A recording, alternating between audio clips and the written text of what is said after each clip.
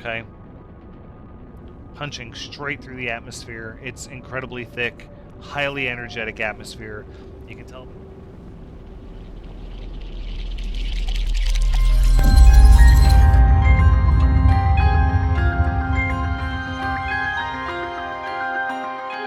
Hello everyone, Thranxes here, and welcome back to No Man's Sky, episode 202, as we dig further and further into the unexplored systems of the Euclid Galaxy, charting our course along every alien planet.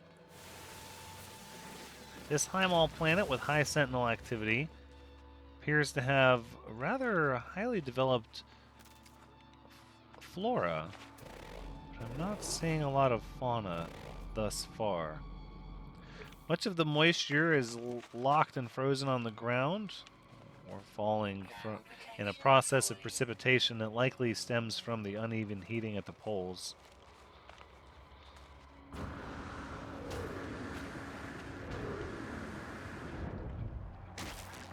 Okay, and it appears like there are some odd ravines as well.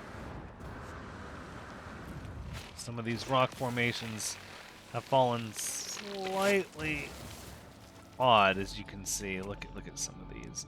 Almost like glaciers moved giant boulders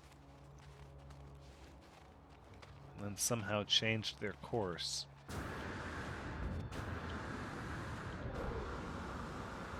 Oh, look at this. We really have salvage technology right underneath us? Well, then we kind of have to go with that.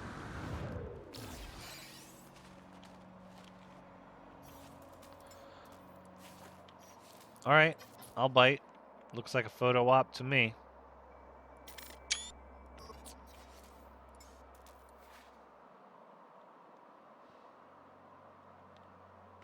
A very, very cold planet.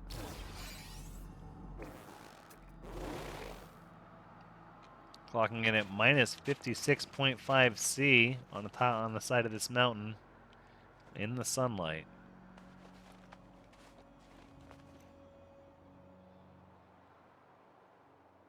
Look at some of these mountains.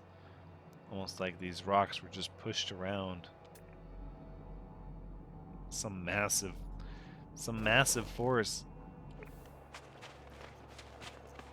Our capital ship. Therein lies the planet with the double moons and the space station. Huh.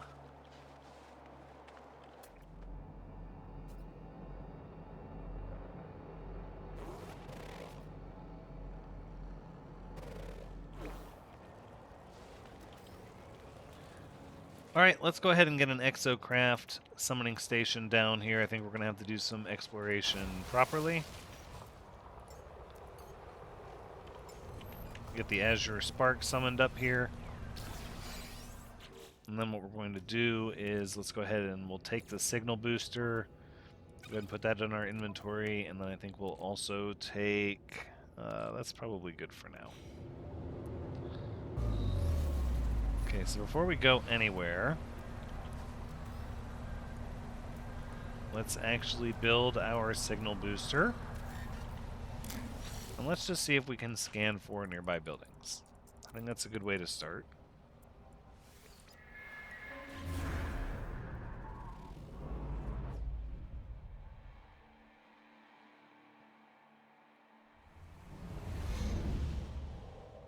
I saw something.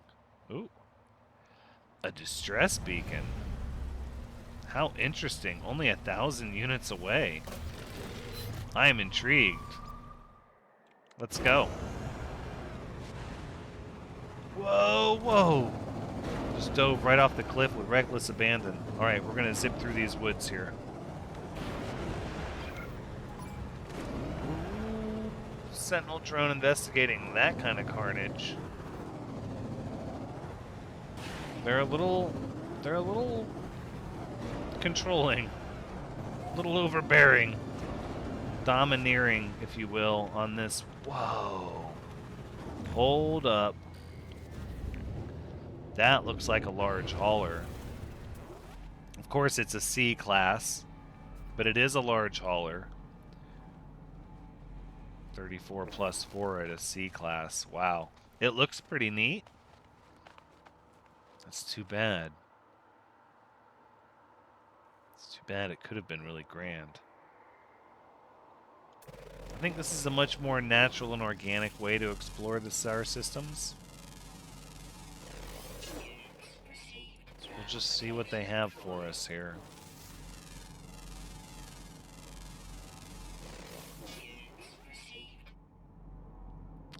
Scanners indicate this planet has a rich ecosystem, including a large amount of fauna. However, we're not seeing any life forms other than flora at this location. Wonder if there's been a mass extinction event? I can hear them. No. Stand by. We're tracking. Some form of avian creature. Migratory. Eats frostwort, forms colonies. Related to some... It's almost related to a bat. Interesting. Let's see what an in-depth scan is. Let's assess the computer's catalog. Oh, no. It's Nesporo. Right, here it is. The Horseshigellima is found in the deep snow and icy forests of planet Nesboro 10.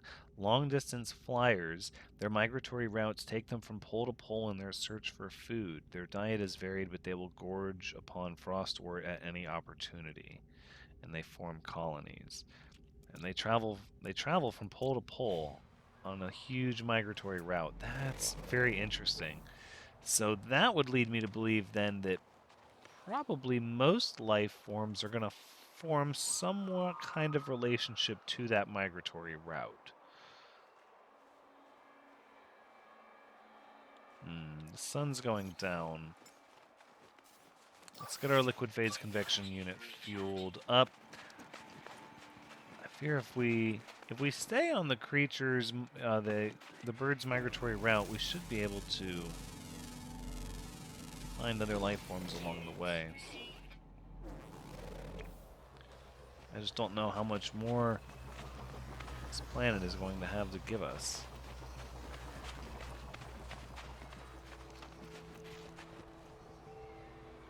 There are some beautiful mountain forests. Go ahead and check this. Damaged machinery for chromatic metal. That's an easy exchange right there. Need to make sure we do those. I know there was floating crystals nearby. Right, so let's go do that. Look at all of this over here. Some sort of drop pod. Let's see what we get. Antimatter housing. That's not really anything that special, but it's not the end of the world. Navigation data. I'm pretty happy about that.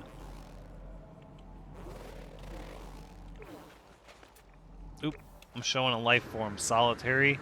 Could be a predator. 60 units away, just kind of over this hill. Let's be cautious. Switching the scatter blaster. That is a large creature. Farsighted, eats frostwort. Host to a tapeworm. And look, some of these rocks are floating over here. Something is changing as we drift in this direction on the planet. Found on planet Nesboro 10, home to harsh freezing winds, long lives, and a deep genetic memory give them an uncanny ability to predict future events. No famine or drought ever catches them by surprise. Their diet is varied, but they will gorge upon frostwort at any opportunity, and they're host to a tapeworm. Maybe they're psychic enough to know they need the tapeworm. They can see that far into the future. That's pretty specific. Sodium, tetracobalt, sodium. I do believe we actually need quite a bit of carbon more than sodium. Like way lots of carbon.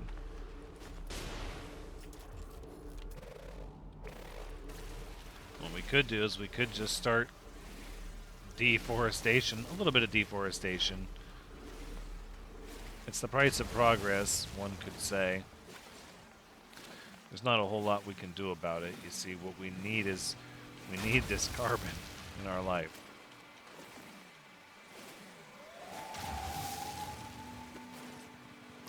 Destruction of natural habitat on an alien world.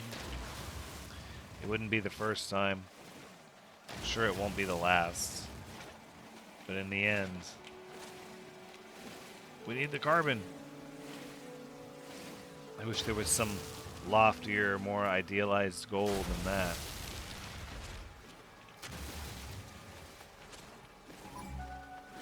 Oh, them drones are not happy.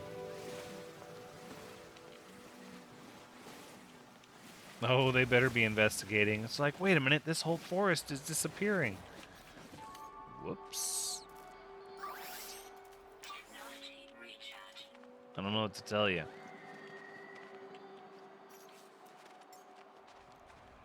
Alright.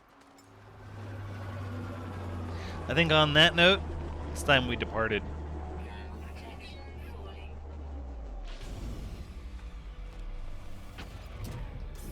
I think we need to go travel to the main hub. It's obvious this planet, while near the space station, is more of a hopping off point to the main hub, which is this bountiful planet with double moons. I think we'll start with the minor settlement. It's on the moon we've yet to scan. Okay, we are now en route. 44 seconds to this unknown moon. Once we get a positive lock on this terrestrial object through the rings, we're going to go ahead and give a scan. Okay, we're locked in. Looks like our scan failed. We're still having trouble tracking through the rings. I'm going to prepare a second scan.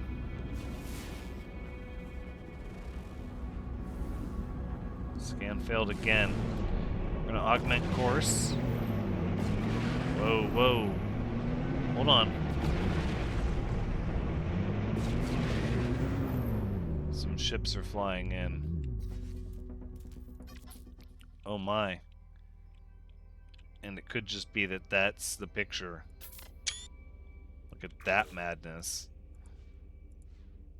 Vibrant. Ooh. I love it. Filmic? Yeah. Look at that. Alright.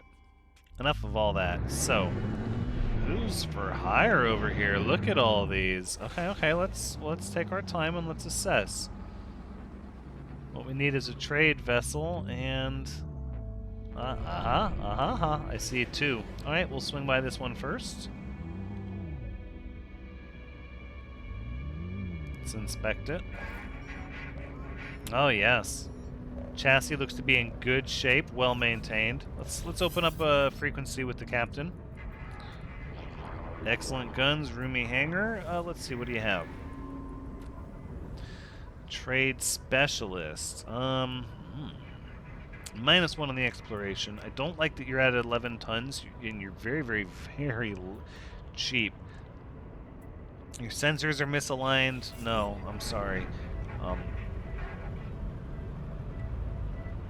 It really is a buyer's market. I can afford to be pretty picky.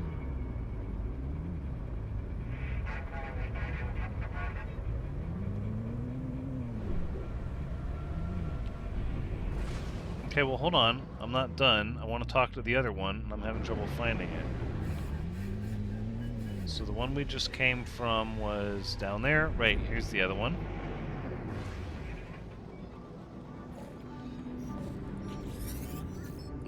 Hello, friend. Let's see, what sort of trade frigate do you have?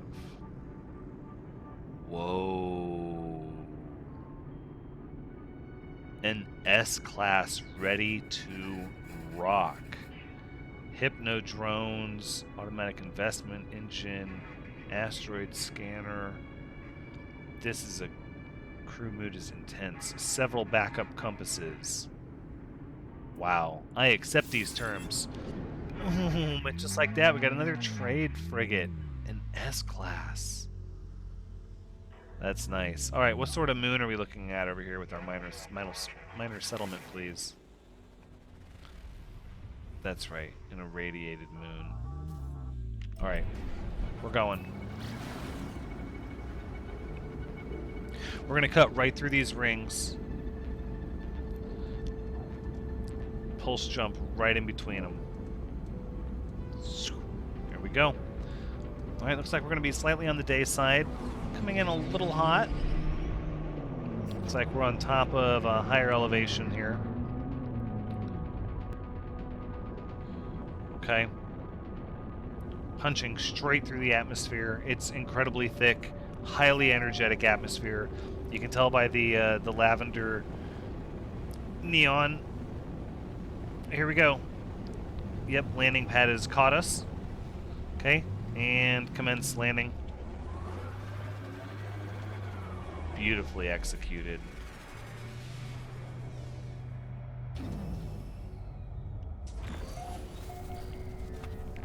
What in the world?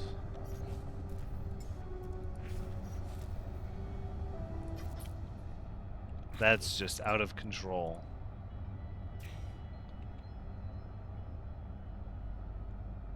It's so radioactive.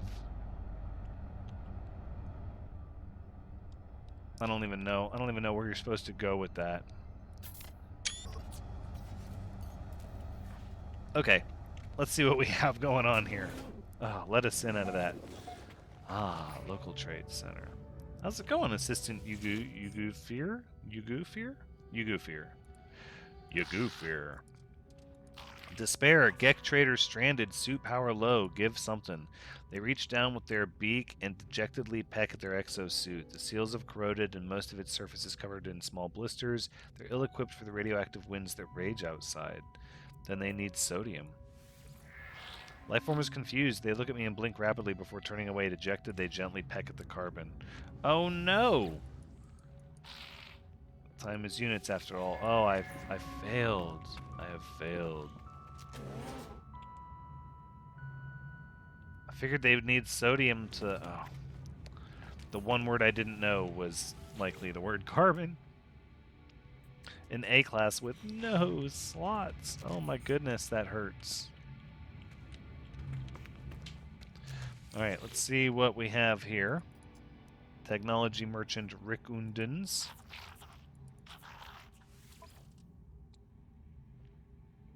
I don't really need any of this, although I'm going to purchase some navigation data because why not?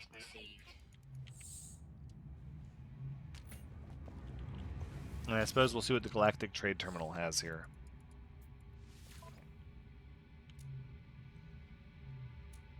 Salt Refractor. See, I don't really need any of that.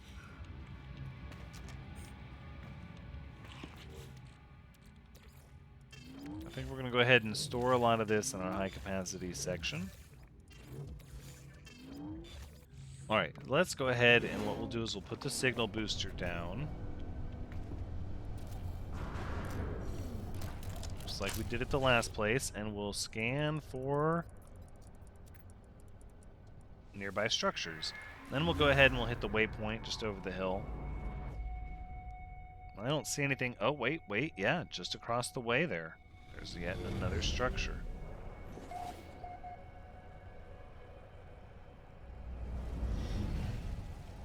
An observatory.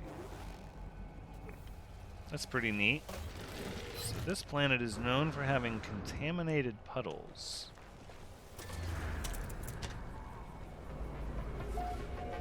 It's odd seeing these high-energy radioactive moons paired up with these paradise planets. You can't even see the planet on this side. All we get are the rings.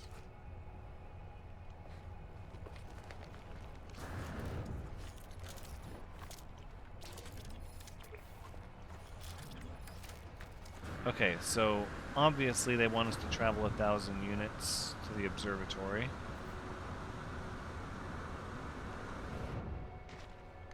And I'm inclined to do it, however... Uranium...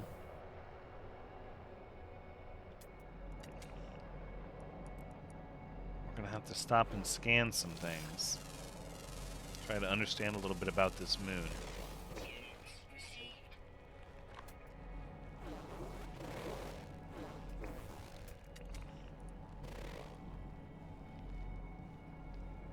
Partially developed eyes on a plant, and it just pulls out the atmospheric moisture.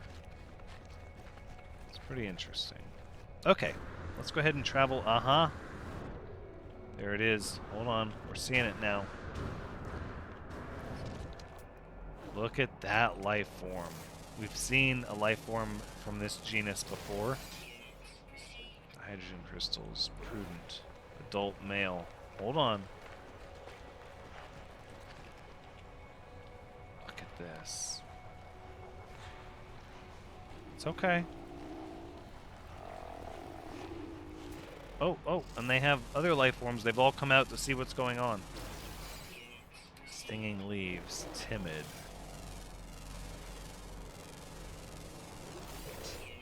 Carbon and sulfurine. Okay, let's stop for a minute. Skegni Sigma, and let's see what Eldererica? Yeah, I'm butchering that, of course, but it's discovered amidst the thermonuclear fog of planet Skegni Sigma. Cautious by nature, even when facing starvation, they do all they can to avoid straying into unknown territory. A plague upon stranded adventurers as they feast upon dihydrogen crystals. Their highly reactive saliva dissolves the crystals without the need to chew, and they have highly porous skin. That was sort of visibly obvious.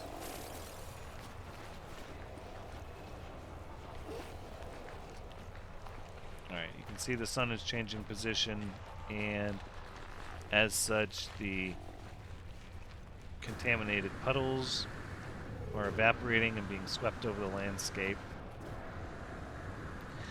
Not a lot of moisture in the air, but the moisture that's there, you can tell, is highly energetic. That's where much of the radioactivity comes from on this planet, is from the actual water particles. Highly contaminated with all manner of radioactive products, and that's why, of course, the moisture is fueling this growth of gamma weed on the side of the planet.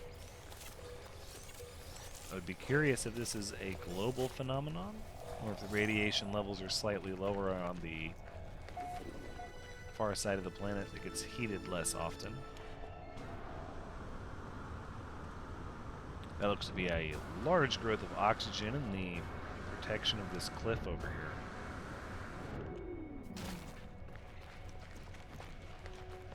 I think we'll go ahead and grab some of that.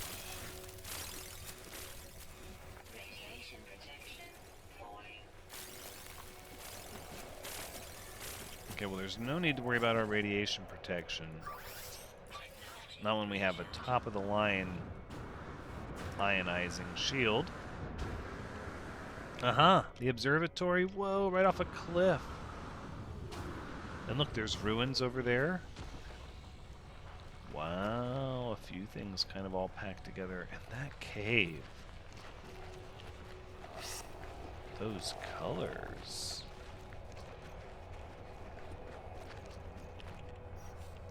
We never get any cave pictures, but look at those colors.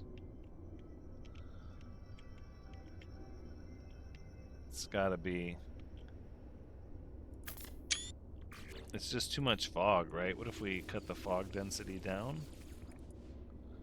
No, it's still too much. It is what it is. But look at how colorful that cave system is. I do like that. Alright, so many places to stop at. Let's stop at this section first. Whoa, is that a predator? No. Look at this one.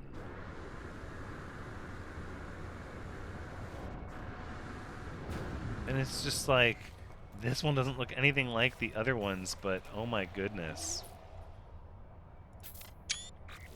No, that's not a good picture. Oh look, we needed that one for a quest. Look at that. It's kind of cute in its own scary alien way. Alright, okay.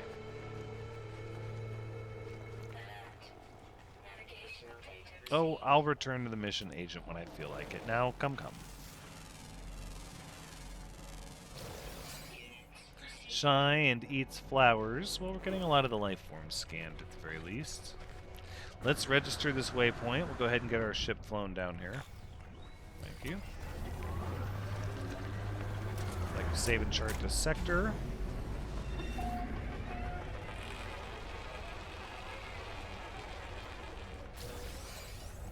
Excellent. That's some easy navigation data. Nothing in this one.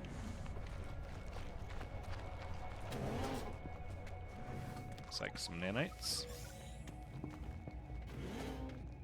But most importantly, besides the waypoint, is let's check out this damaged machinery. These have been a lot more generous with the S-Class modules. Ooh, and it gives us launch fuel right when I'm bragging about how generous they're being. That'll teach you.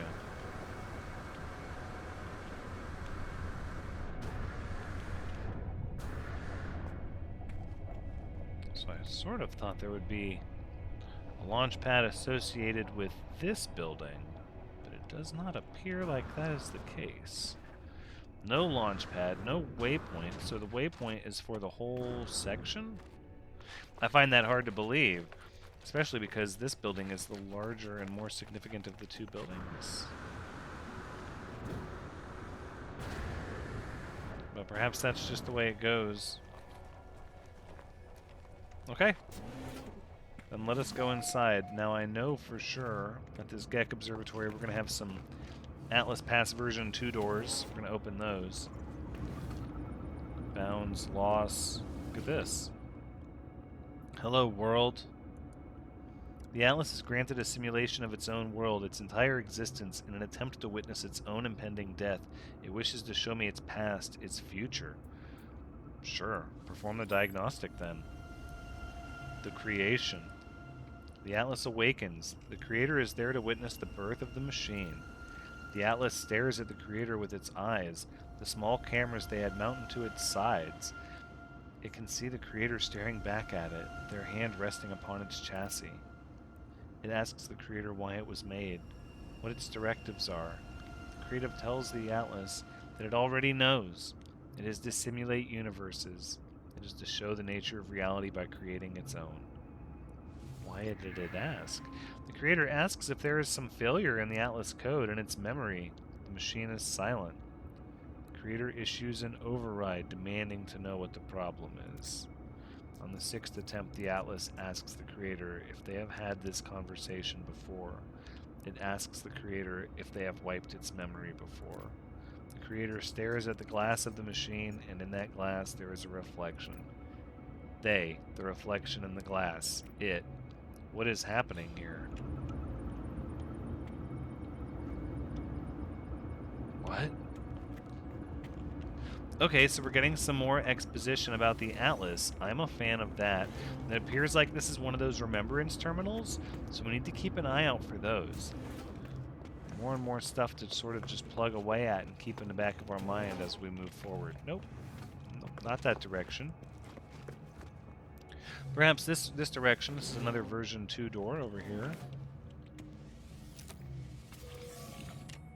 I think what we'll do is we'll go ahead and we'll just junk the metal, but we're going to go ahead and check these containers, and hopefully we can get maybe some Corvax convergence cubes so we can start working on that 3rd level item translator. Sort of bothersome we haven't picked that up just yet.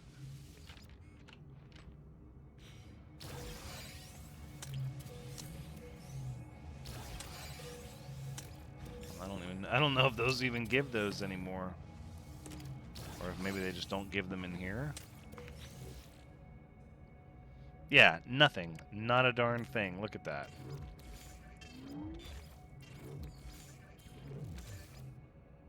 We can send that to the starship. That's not necessary.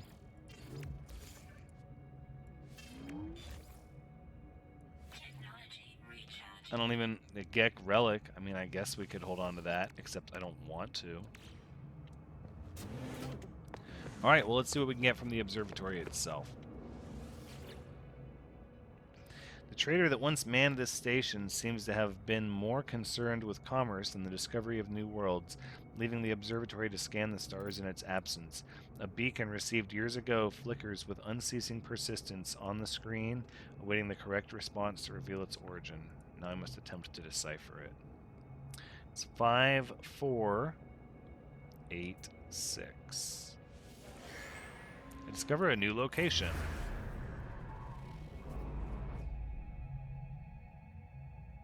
This is a neat little cluster of structures. Wait, what's that over there? Oh. Ancient ruins off planet. But there are also ancient ruins on planet. We saw those as well.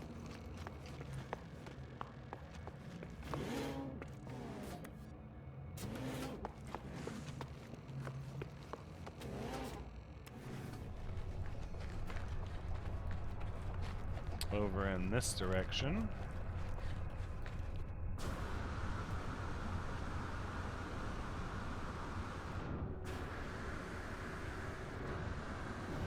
Oh yeah. Just going to jetpack all the way over here. Did you see that cave underneath there? That was pretty interesting. Oh wow.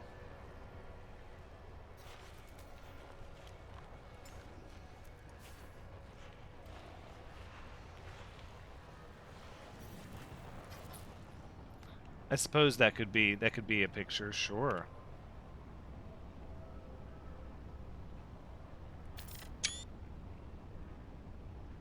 We don't want to overplay the rings, right? But these colors are pretty neat. Big fan of the colors. Alright, let's do these ruins, and then I think we're about done with this moon. We haven't learned much about how it works, although I suppose we could learn a little bit more about the creatures in it.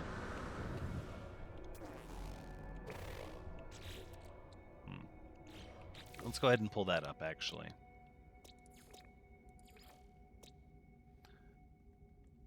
Esokskudno, first recorded on the uranium-soaked landscapes of planet Skygne Sigma, they're shy creatures, cowed by years of constant predation by more aggressive beasts, which we've not seen. They supplement their tuber-based diet with brightly colored flowers, the complex dye compounds providing a valuable micronutrient boost. We know they're mentally capable of feeling love as well. What an interesting distinction to make.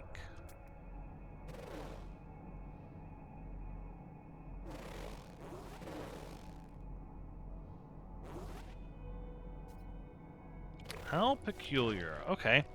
Let's, we have not dug up one of these in quite some time, actually.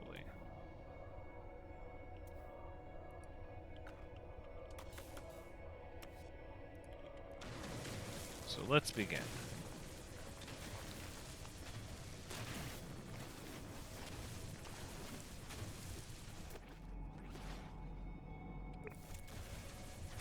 Alright, well we know there's one over there.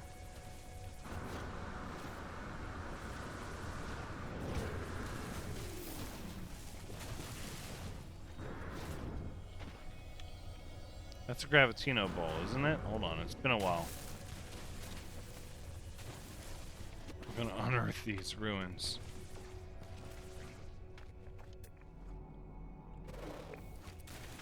Yep, there it is.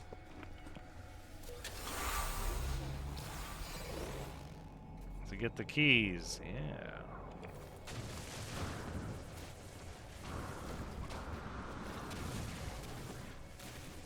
There we go. And they always give you more keys than you need, but then for the underwater ones, they don't give you enough keys. I find that interesting.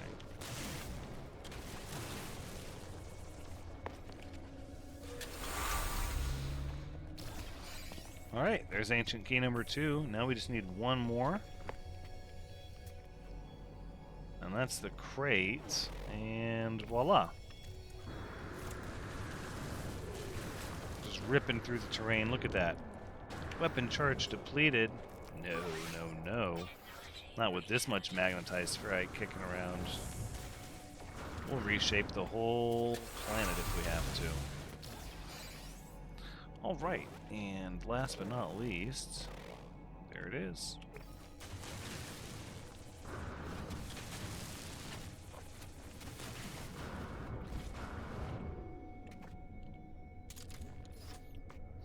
Alright, let's do it.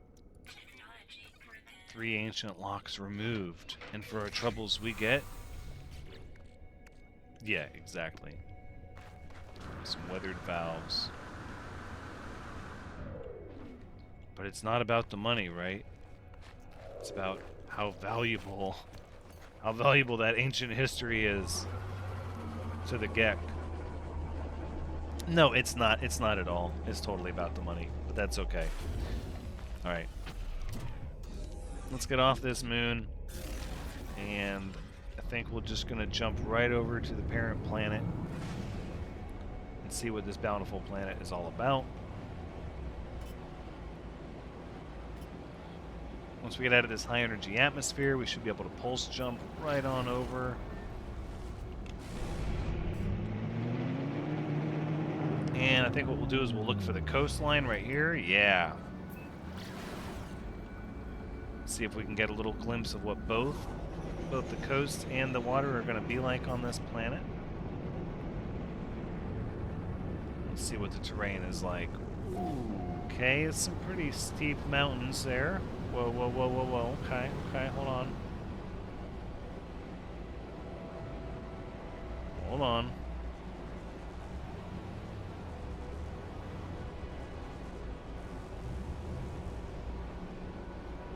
These ancient ruins are actually pretty far away. Perhaps we should head for those. Nope, we're still a little bit too much into the atmosphere. There we go.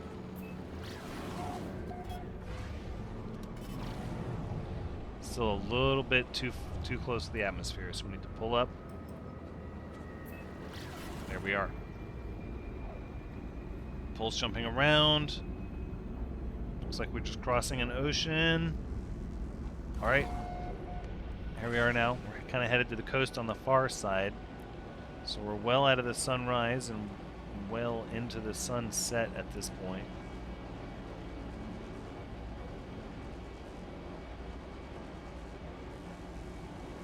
Okay. The terrain is pretty flat except for the occasional mountain that is just incredibly tall.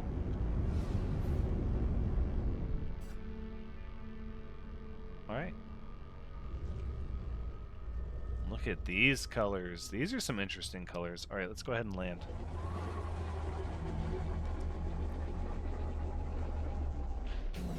That's where we're going to wrap up No Man's Sky episode 202.